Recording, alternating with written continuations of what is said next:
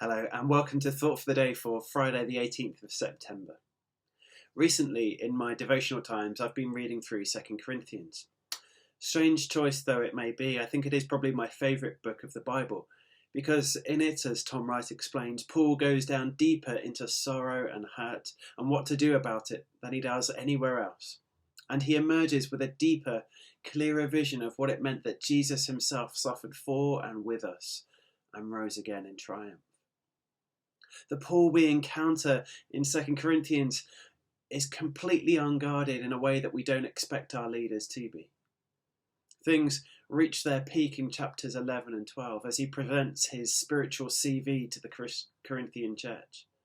He gets it all backwards though, boasting about when he was hungry, thirsty, cold, naked, worried, when he was being imprisoned, whipped, beaten, stoned, shipwrecked and insulted, when he received a thorn in his flesh, whose sharp incision bore into him with an insistent and searing pain which God refused to take away in answer to his prayers.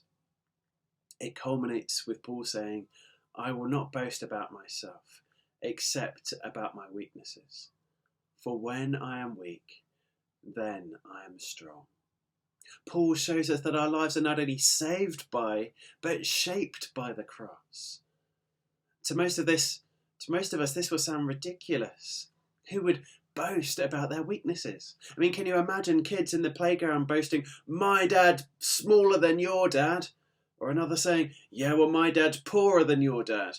Or yet another saying, "Well, my dad's smaller and poorer than both your dads put together." No, of course not.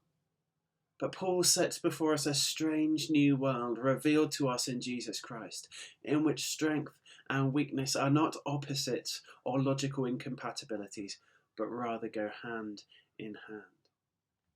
In Christ, Paul shows us that we may be weak, but yet strong, and indeed strong precisely because we are weak.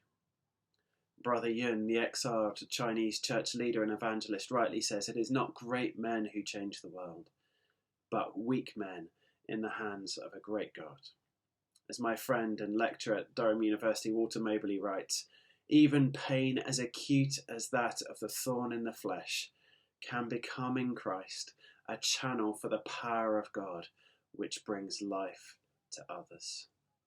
Christ invites us to embrace weakness in the trust that it may become, with him, an opportunity for God's power to shine through. That's what he did at the cross for us, and it saved the whole world.